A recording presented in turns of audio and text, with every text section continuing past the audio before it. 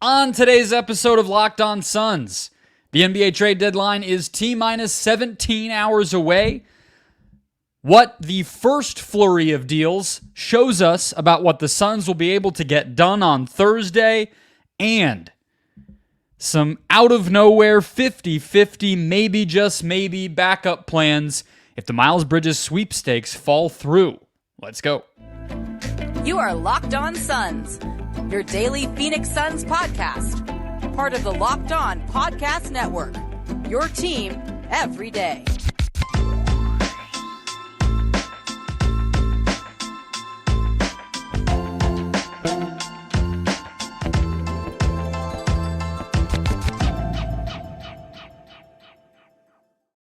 We are back. This is Locked On Phoenix Suns. We are part of the Locked On Podcast Network.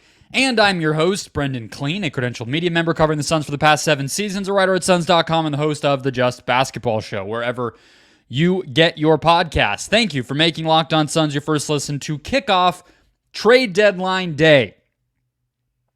One of the best days on the NBA calendar, and I would certainly expect we will see a Suns trade today, so thank you for kicking it off with us here on the show. If you're finding us for the first time or have not done so before, just go ahead and hit follow or subscribe wherever you are listening or watching. We are free and available everywhere, including YouTube, so hit follow or subscribe on your podcast platform of choice.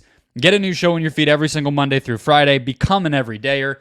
Get locked on to the Phoenix Suns all season long. Today's show brought to you by Prize Picks, the easiest and most exciting way to play daily fantasy sports. Go to prizepicks.com/LockedOnNBA. Use the code LOCKEDONNBA, all lowercase, for a first deposit match up to $100. All right. We saw 3 trades in the NBA on Wednesday. To me, what those trades showed us from a Phoenix Suns standpoint is that the Suns can, in fact, get a trade done.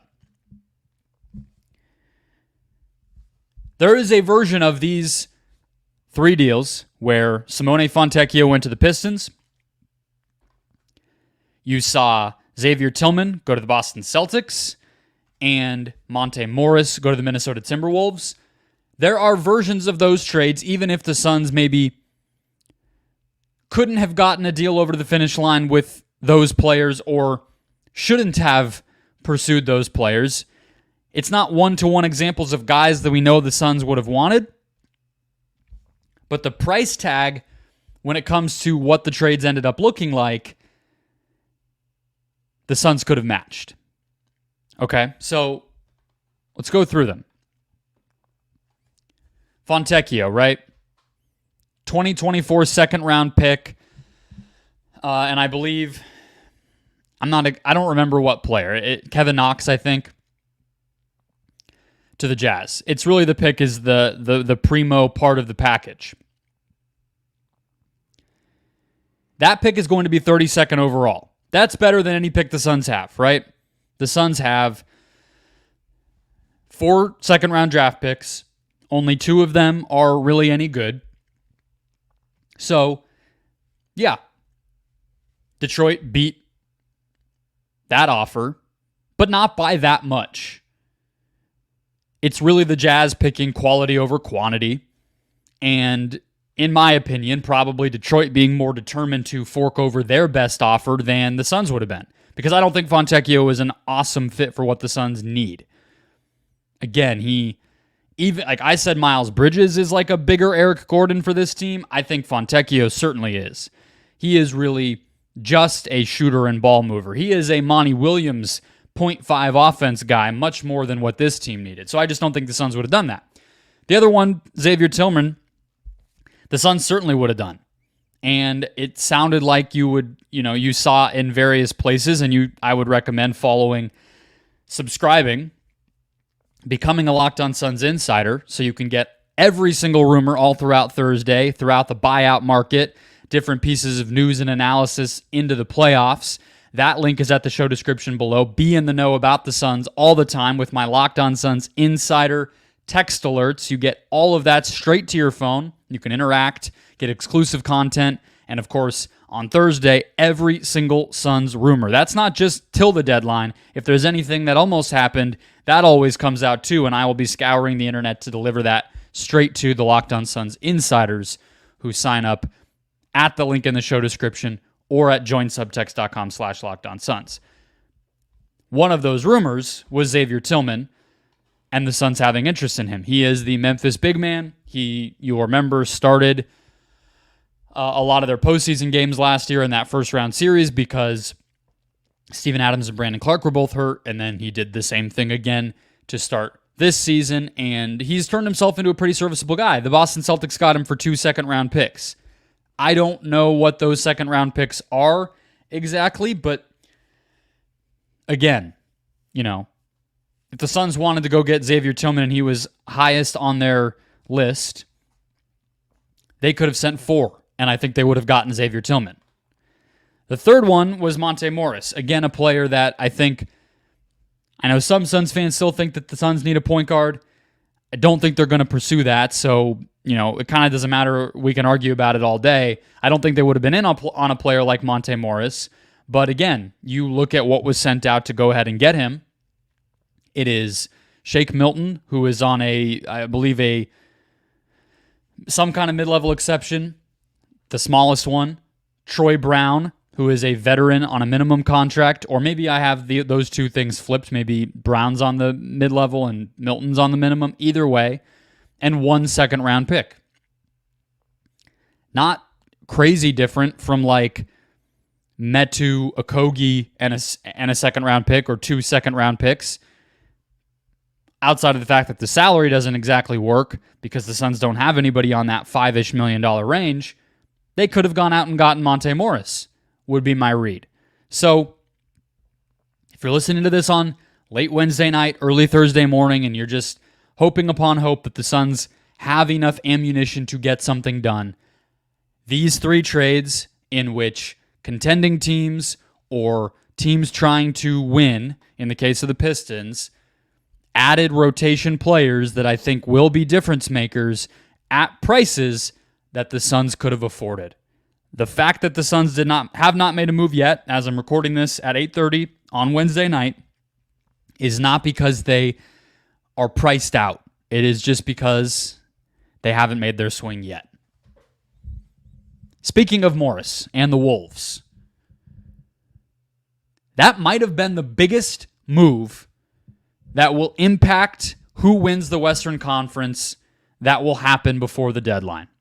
And if that's the case, that would be a huge sigh of relief for the Suns. We'll get into if that's true next.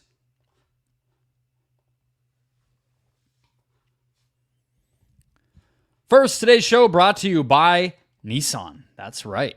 Are you the kind of driver that likes to push things a little further? If you ever wondered what adventure could be around the next corner, well, our friends at Nissan have a lineup of SUVs with the capability to take your adventure to the next level. The 2024 Nissan Rogue is perfect for city drives and great escapes. Class exclusive Google built-in is your always updating assistant to call on for almost anything. Gone are the days of connecting your phone via Bluetooth or anything else. Google Assistant, Google Maps, Google Play Store are built right in to the 12.3-inch HD touchscreen infotainment system, making the 2024 Rogue the perfect midsize crossover for your next adventure. The 2024 Nissan Armada will change what you expect from a full-size SUV. Picture a rugged 4x4 that can seat up to 8 in first-class luxury and style. Tow bigger and explore further in the 2024 Armada. Take the Nissan Rogue, Nissan Pathfinder, or Nissan Armada and go find your next big adventure. Shop NissanUSA.com.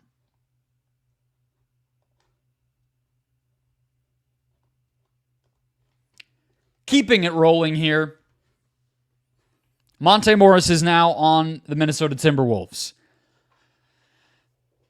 Another small point guard for them, but a player that they sorely needed. If you watch that team when Mike Conley is not playing either because of injury or just literally sitting on the bench resting in the middle of games where he's active, they show you time and again how badly they will need Morris. And I think he will truly make them better if he can stay healthy. But when I look at the Western Conference, I see a cluster at the top. I see a Sacramento Kings team that has tinkered with making a deal but has not pulled the trigger on a major improvement yet and doesn't feel like they're going to on Thursday. And then the Suns. And below them, yeah, the Lakers, okay. If they got DeJounte Murray, you're hearing the Pelicans now with DeJounte Murray. That would be big. The Mavericks, sure. Maybe they pull off something for PJ Washington. Maybe even Kyle Kuzma if they really muster up an offer and Washington plays ball. But even if you told me Murray got moved to the Lakers or let's say even Kuzma got to the Mavs, I don't think either of those trades make those teams better than the Suns.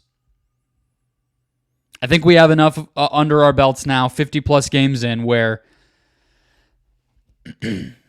those teams, I think, would be somewhat kidding themselves that those moves vault them into the upper echelon of the Western Conference. At the upper echelon of the West, I don't think Minnesota could maybe make one more move. They do have Kyle Anderson, but Morris was the biggest need. So my assumption is that might be their one trick up their card up their sleeve. The Denver Nuggets, I don't expect to do anything. They don't need to do anything. As long as they're healthy and they can trot out 8 guys, they will be the favorites heading into the postseason, in my opinion. The Clippers need one more wing. Amir Coffey is solid, developing, but because of his inexperience and in particular to me, his lack of offensive difference making, he might be a liability that they will try to upgrade. And they have the PJ Tucker salary to do that. They have Bones Highland, or the assets that they could get for Bones Highland that they could use and compile to upgrade. But scanning that whole landscape,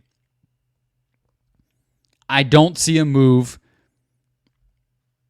that is going to shake the foundation of any of these teams. The big question mark would be the Thunder. They've been quiet forever.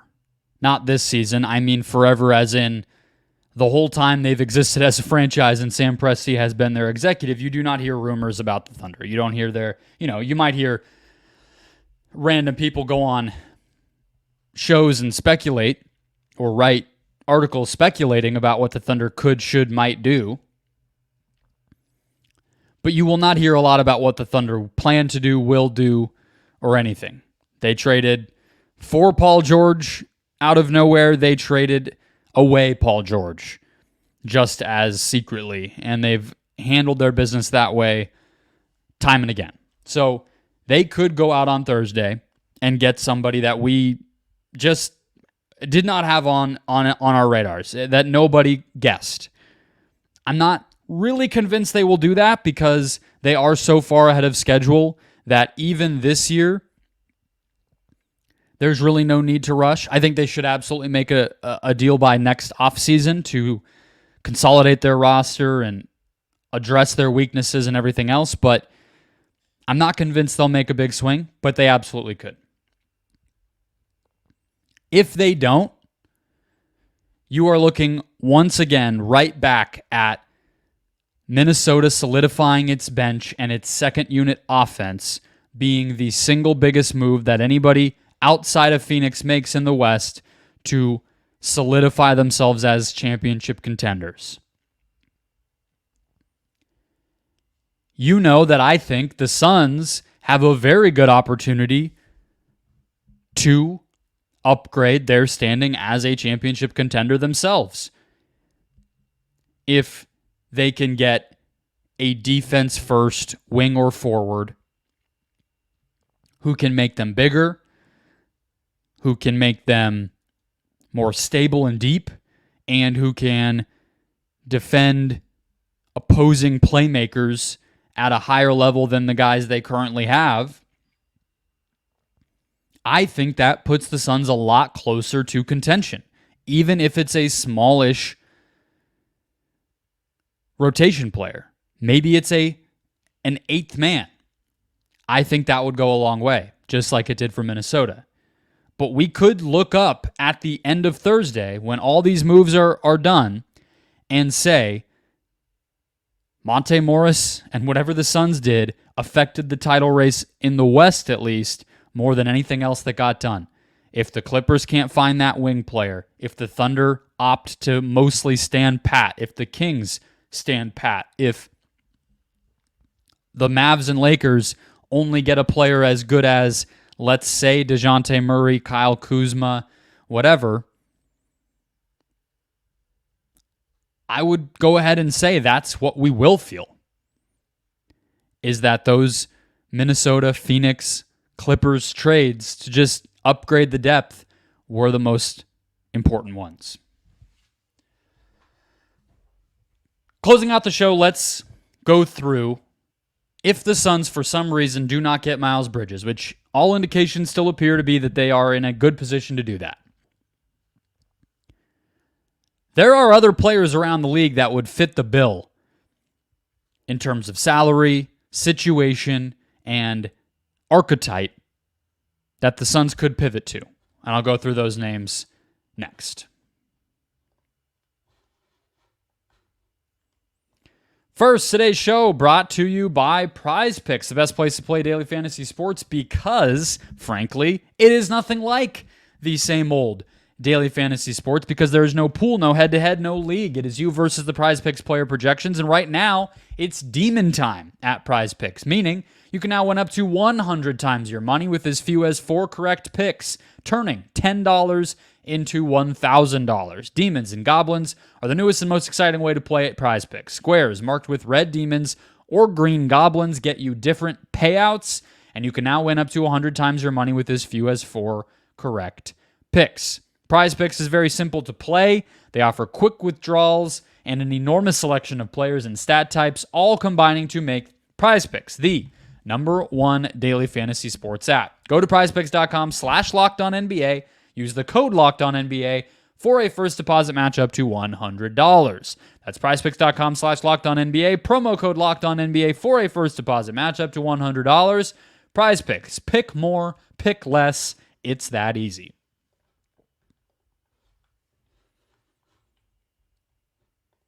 Closing out the show, Miles Bridges continues to be linked to the Suns. Brian Windhorst mentioned it on his podcast, I think on Friday. Again, in very direct terms. We've heard it from every insider now. And Windhorst once again on Wednesday on NBA Countdown leading to the Wednesday night games on ESPN reiterated that. He said that as far as I could tell, I wasn't watching, but I saw people tweeting what he said. It sounds basically like he said Bridges has a very strong and likely suitor in the West, and then didn't specifically say who that team was, but then immediately brought the Suns up and then did not bring any other teams up. So read between the lines there. That's not very hard to decipher. Again, any little rumors or tidbits like that all throughout the rest of Wednesday night into Thursday, I will have for you at the Locked On Suns Insider text alerts where you can be in the know about the Suns all the time. You don't have time to be going on Twitter or Reddit or anywhere listening to all these podcasts and radio hits and TV shows and everything else. I do, and I will send you all of the things that you need to know to be in the know about the Suns all the time. Sign up at joinsubtext.com/LockedOnSuns or click the link in the show description below and get all of that, plus more exclusive content throughout the season on the Locked On Suns Insider community. Bridges makes $7.9 million. Obviously, because of the qualifying offer and everything else, he is in an even more unique situation, having basically a no-trade clause in his contract. So he's kind of a one-off. But there are other similar players. And so that's what I want to hit on right now. Who are the Miles Bridges backup plans? I took this inspiration from Nick Engstadt over at Locked On Mavericks, who did the out of nowhere trade possibilities on Wednesday's show.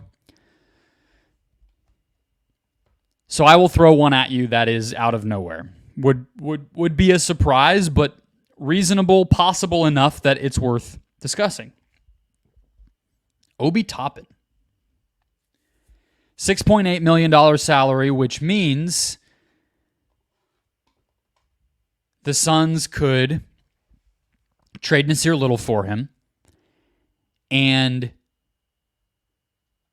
whatever second round picks. He is on an expiring contract just like Miles Bridges, and he'd actually be even easier to re-sign because you would get his bird rights, whereas with Bridges you would not. However, I think the Pacers just wouldn't trade him. But because they just traded for him, and yes, he's now a backup for Pascal Siakam, but he's still in their rotation and young and developing and everything else. But if they didn't think they were going to re-sign him, if the Suns offered enough, it would not shock me for them to flip Toppin into Little, who is under contract for longer, still fits the way they want to play. And Toppin would give the Suns a little more size than Little does, similar athleticism, and a little more polish. Toppin would play right away for the Suns, make them bigger, make them a little more dynamic. So there's one. How about Caleb Martin? I was texting with Wes Goldberg, who hosts our Locked On Heat show, and he said it's probably a no-go. Little for Martin. That's just not enough for Miami. They don't want to get worse. They're not trying to dump Caleb Martin just to get something for him in case he leaves with his player option this upcoming summer, which he will decline because it's only for $7 million, and this guy could have been the conference finals MVP last year. But let's just say Wes is wrong, or this deal gets done maybe early enough on Thursday where the Heat could use, if the Suns, let's say, threw all their picks in, 4 second-round picks in Little, could the Heat maybe then turn around and use those picks to get something else? It's probably not likely. Again, these are very outside-the-box possibilities here, but we know the Suns wanted Martin back in the Ayton-Lillard trade. When Lillard might have been going to Miami, Martin could have come to Phoenix instead of Grayson Allen because obviously the Bucks wouldn't have been involved then and Grayson couldn't have been involved. So we know they like him. He certainly fills a need as another athletic wing with defensive pedigree and playoff experience and everything else. I think he'd be awesome. It's just, again, unlikely from the Miami side. How about our old friend, Kenrich Williams? I've never been a huge fan, if I'm being 100% honest. He just lacks a little bit of athleticism. But if you're talking about a player, and he's a member of the Oklahoma City Thunder, makes $6.2 million, he is under contract long-term, so it's kind of a one-for-one in terms of the contract situation with Little and with Kenrich Williams. But it would make the Thunder younger, and it would give them more picks. Again, is that enough inspiration for them to get it done? Maybe not. Probably not. But certainly a possibility. And if you're talking about a player like we've heard about Bridges, who provides some value in large part because he can help the Suns construct some small ball lineups a little bit more easily, that could be appealing. Kenrich, again, it's not like he's 6'10 or something, but he is 6'7". He's used to playing up a position, and he's physical and he's strong and big and is somebody like a PJ Tucker type who you can plug in as a power forward, so to speak, in maybe a KD at the 5 type of lineup and trust him to, let's say, match up with even a Karl Anthony Towns, for instance, right? Or Paul George or something like that, right?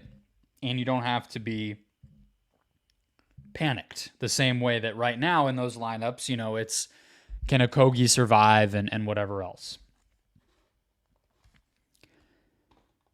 I brought these up on the Locked On Suns Insider feed and had some responses from the subscribers over there, which again, you can join at the link in the show description below or visit joinsubtext.com/LockedOnSuns to sign up for and be in the know about the Suns all the time.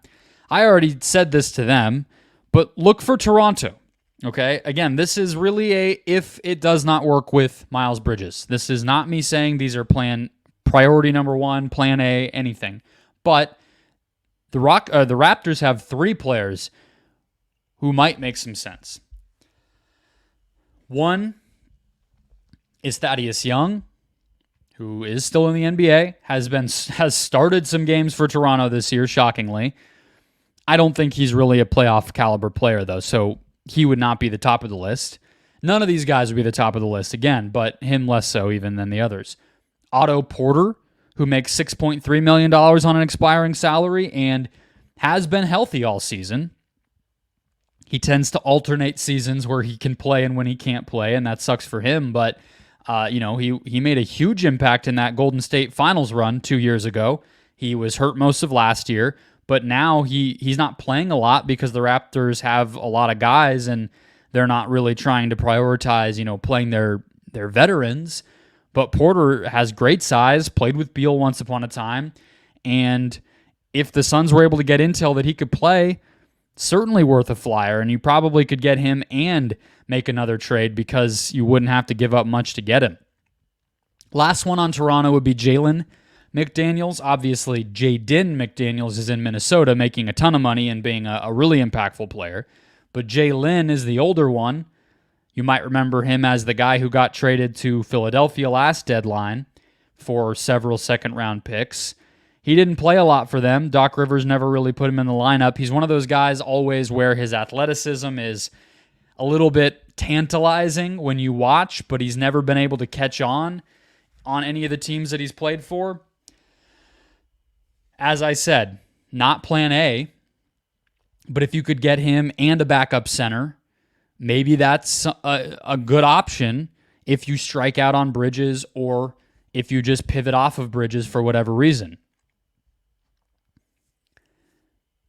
The point is there are lots of similar types of guys making in that $7-ish million range who are not named Miles Bridges, and all hope will not be lost if the Suns are not able to pull that off. That'll wrap us up for today. Hopefully, I'm able to get this onto YouTube and onto the audio feed before anything else breaks here on Wednesday night, but I think I'll be in the clear. However, I thought that last Wednesday of the deadline and the Suns got Kevin Durant, so you never really know. Enjoy the magic, the fireworks. I will be back with episodes anytime the Suns make a trade, if it happens early in the day. If not, just be on the lookout as quickly as I possibly can after the deadline hits. I will have an episode. So you could get multiple tomorrow. Just depends on how much everything is spaced out. Don't forget to sign up for Locked On Suns Insider alerts and join that community at the link in the show description if you want every rumor sent to your phone throughout Thursday and the buyout market and beyond, plus exclusive content and more throughout the season. And I will catch you guys Thursday afternoon. Talk to you then.